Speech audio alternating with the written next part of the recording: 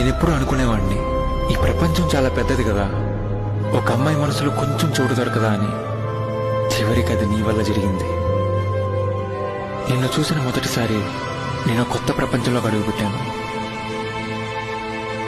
నువ్వు లేని ప్రతి క్షణం నీ జ్ఞాపకాలే నన్ను నడిపించాయి.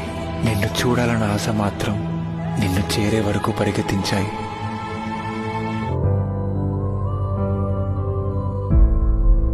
అదృష్టం ఉండాలి.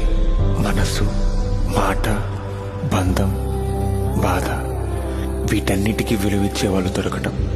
ఎందుకంటే వాళ్ళు మాత్రమే మనల్ని అర్థం చేసుకుంటారు, చివరి వరకు మనతో ఉంటారు.